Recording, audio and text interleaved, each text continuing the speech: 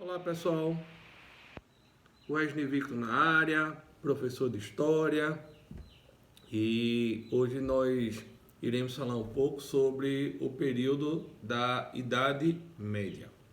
Esse período da Idade Média é um período de grande importância para a história, porque foi um período que ocorreram várias transformações de diversas ordens, de ordem social, de ordem política, de ordem religiosa, de ordem econômica. Então, o homem ele teve que ter esse momento, ou seja, esse período de uma parada estratégica, para que ele pudesse entrar numa era da modernidade, ou seja, numa idade moderna, com uma outra visão de mundo. E aí, quando a gente fala da Idade Média, a gente tem que entender que foi um período entre 476 a 1453, ou seja, um período quase milenar. Alguns historiadores eles costumam falar que a Idade Média foi a Idade das Trevas, a Noite dos 1000 anos, ou seja, foi um período em que, para alguns historiadores, foi um período de retrocesso. Mas eu, como historiador, eu digo que foi um período necessário, um período que foi importante para que o homem pudesse alcançar outros voos na era moderna. A Idade Média é computada, como já foi falado, a partir de 476 depois de Cristo, justamente com a queda do Império Romano do Ocidente. Lembrando que a queda do Império Romano ela vai se dar por fatores, e esses fatores serão as invasões bárbaras.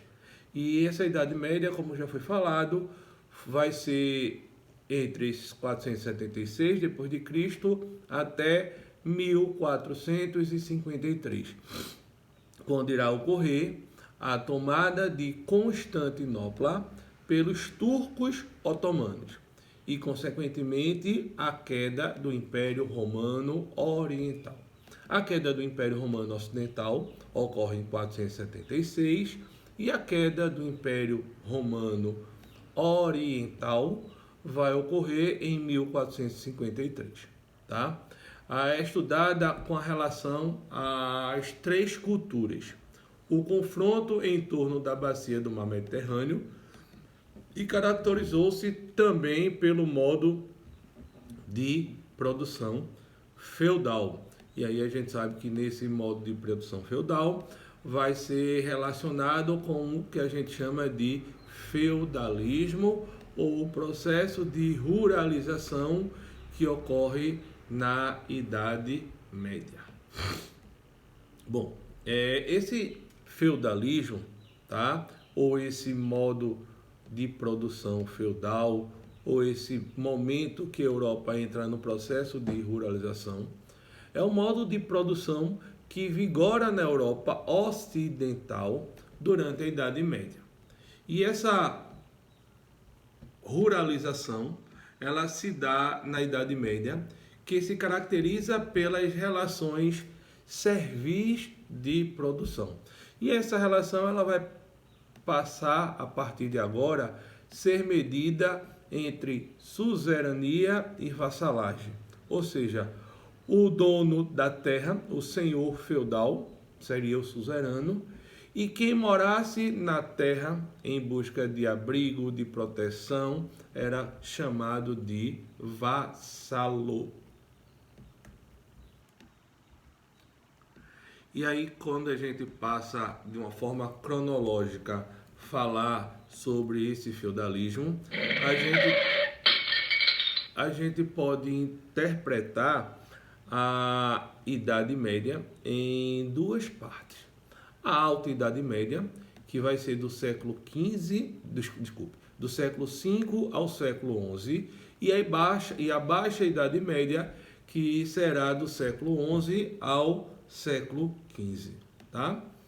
E aí eu falei que esse processo da Idade Média, ela só ocorre por conta das invasões bárbaras, ou seja, no ano de 476, com o fim do Império Romano.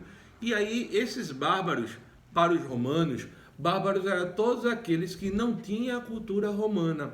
Eram aqueles povos que viviam fora do domínio romano, ou seja, aqueles que não tinham aquela cultura romana e estavam fora das fronteiras do Império Romano, tá? E essas invasões bárbaras, a gente tinha vários grupos bárbaros nesse processo, como o tártaro-mongóis, que eram povos de origem de turcos, hunos, búlgaros e húngaros, tá? Os eslavos, que eram russos, poloneses, tchecos e sérvios, e os povos germanos, que eram os visigodos, ostrogodos, os érulos, os anglo-saxões,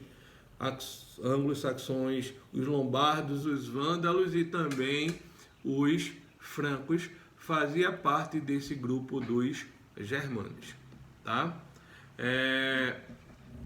Como a gente já falou, o feudalismo vem da fusão, ou seja, da fusão das culturas germânicas e romanas. Ou seja, quando os bárbaros, ou seja, quando os germanos, eles dominam o Império Romano, eles vão fundir aquela cultura germânica com a romana. O elemento principal da cultura germânica era o comitatus. E aí havia, como a gente já falou na aula de hoje, as relações de suzerania e de vassalagem. De onde surge a vassalagem, tá? Que era o elemento principal da cultura romana, que também era a relação de colonato. Colonato é servilismo, tá? Essa relação ela passa a ser estabelecida em um feudo. Um feudo era um grande lote de terra que era administrado por um senhor feudal. E aí, como já foi falado, essa relação de colonato e os reinos romanos e germânicos, frágeis e efêmeros, os reinos dos suevos, o reino dos visigodos, dos ostrogodos, dos vândalos, dos francos, tá? No ano de 772, com 30 anos, o Carlos formou um governo de todo o reino franco e foi o apogeu, o período de maior esplendor do feudalismo, tá? E aí a gente pode falar da questão econômica feudal, que era uma economia agrária e rural, autossuficiente, ou seja, cada feudo produzia aquilo que necessitava. O feudo era unidade de produção, propriedade feudal ou senhorial, ou seja, aquele feudo ele era responsável por sua produção. Então, aquele pouco excedente que sobrasse dos feudos, eles poderiam trocar, ele poderia fazer os escambos, as trocas, até porque na Idade Média havia pouco uso ainda da moeda, havia a questão dos escambos, das trocas. O comércio foi reduzido e localizado nas feiras, e aí essas feiras elas vão surgir século 11, 12, 13, 14, assim, com mais força, até que vai iniciar o processo das grandes navegações para encontrar uma rota comercial que levasse para as Índias. Comércio reduzido e localizado, baixo nível técnico, até porque a tecnologia na Idade Média ainda era uma tecnologia muito rudimentar, muito atrasada. O sistema trienal de rotas de cultura, e a preservação do solo, ou seja, na verdade esse era um sistema de rodízio. Eles utilizavam recursos para que houvesse um revezamento do solo, para que o solo não esgotasse e assim eles não pudessem mais plantar, ou seja, aquele solo tivesse sido esgotado, tá? Como a gente já falou, o feudo é a unidade de produção agrícola, a monetária e autossuficiente, tá? Os grupos sociais, haviam lá o pessoal da nobreza, o clero, a igreja tinha uma força muito grande nesse período esse período medieval, até porque a igreja ela dominava a leitura e a escrita, por isso que a igreja ela tinha muita força nesse período da Idade Média. E aí tinha os servos que devia fidelidade e honra ao seu senhor, estabelecido pelaquela relação de suzerania e de vassalagem, tá? E aí a gente tem uma frasezinha que sintetiza bastante esse período medieval. Por exemplo, o padre ele tinha a função de rezar, de orar, o nobre de proteger e o servo era que trabalhava. Então o padre ele reza, o nobre protege e o servo trabalha. Era mais ou menos uma síntese da Idade Média. Quando a gente fala da influência da igreja, a gente tem esses aspectos da religião como algo de muita força, e aí a gente sabe que a religião estava ligada ao clero. E a Idade Média, a religião católica dominava o cenário religioso. Detentora do poder espiritual, a igreja influenciava o modo de pensar, a psicologia e as formas de comportamento na Idade Média. Por quê? Porque a igreja na época ela detinha o conhecimento da leitura e da escrita. E aí ela ditava regras, normas. Quem fosse contrário à igreja era considerado um herege, era considerado uma persona não grata. Essa pessoa poderia ser perseguida, ela poderia ser torturada, ela poderia ser presa, ela poderia ser queimada na fogueira, ela poderia ser morta. Então havia diversas formas de perseguição e a igreja ela detinha algumas arbitrariedades que foram cometidas ao longo da Idade Média. E aí essas arbitrariedades que a Igreja Católica comete, ela só vai ser freada quando vai ocorrer a Reforma Protestante, quando Calvino e Lutero vai criar um movimento que ia de encontro a essas arbitrariedades que eram cometidas pela Igreja Católica. Então a igreja também tinha grande poder econômico, pois possuíam terras em grande quantidade e até mesmo servo trabalhando. A gente sabe que, por exemplo, se eu tivesse algum pecado, eu quisesse que meu pecado fosse perdoado, eu só bastaria fazer doações de terra para a igreja e, consequentemente, o meu pecado seria perdoado. Isso aí, ela vendeu salvação, ela vendeu terreno no céu. Então, ela cometeu algumas atrocidades ao longo da Idade Média. Então, os monges viviam trabalhando nos mosteiros, eram responsáveis também pela proteção espiritual da sociedade. Passavam em grande parte do tempo ele rezando e copiando livros e a Bíblia. Também a gente tem que falar que graças aos monges copistas, muitas obras elas foram preservadas ao longo da Idade Média. Algumas obras elas foram salvas também devido às ações desses monges que eram chamados de monges copistas.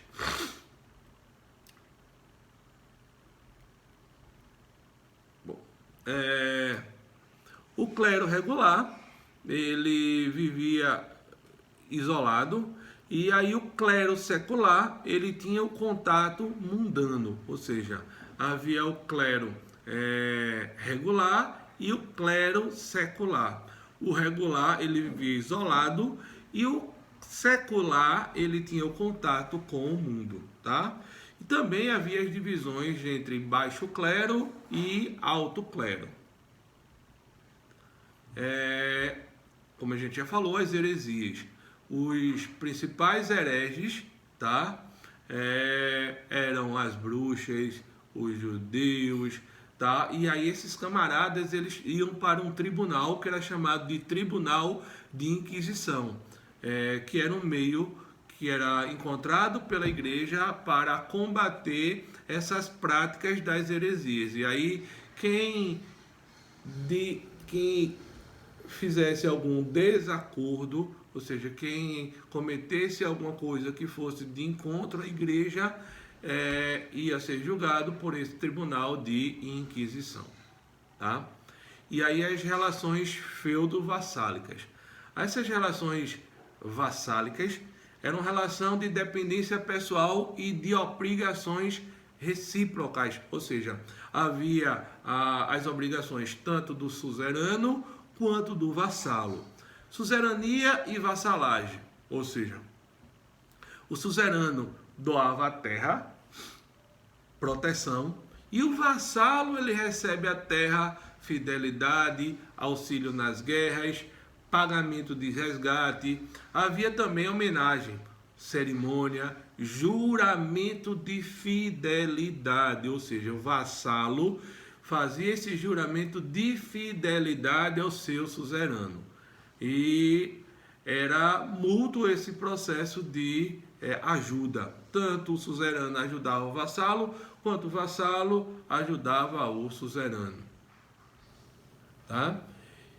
Nobres e os senhores feudais. A terra era medida de riqueza, ou seja, quanto mais terra o senhor feudal tivesse, mais rico ele era. O senhor feudal ele era soberano no seu feudo, comando, o comandante e o seu funcionamento do feudo, ele era obrigado a fazer a justiça segundo as tradições e o direito de consuetudinário, isto é, o direito que era baseado nos costumes.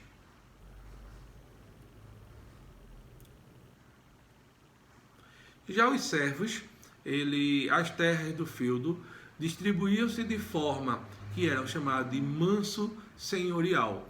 Representavam um terço da área total e nela os servos e vilões trabalhavam alguns dias por semana para a produção obtida nessa parte da propriedade que pertencia ao senhor feudal.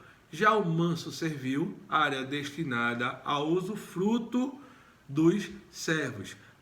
Parte do que era produzido ali era entregue como pagamento ao senhor feudal. E as terras comunais era parte do feudo usada em comum pelos servos e pelos senhores. Destinava-se às pastagens do gado, à extração da madeira, à caça, era direito exclusivo dos senhores.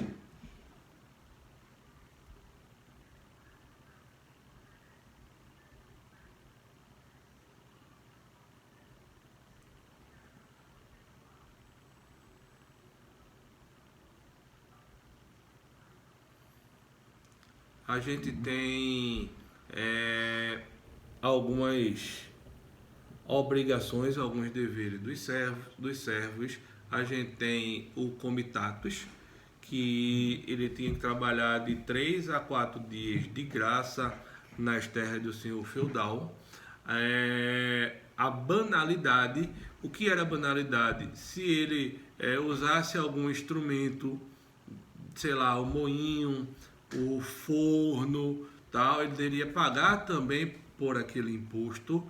O tostão de Pedro, que era dado à igreja, tá? Eram formas de impostos que os servos deviam pagar ao seu senhor e também à igreja, tá? A sociedade ela era estamental, hierarquizada e clerical. Havia o clero, a nobreza e os servos, tá?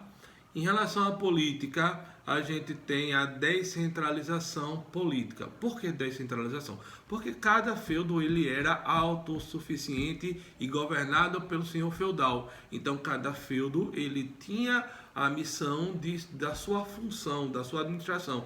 Por isso o poder ele era descentralizado. Ele era uma forma particular, como a gente já falou, o senhor feudal, ele tinha a sua particularidade no seu feudo, tá?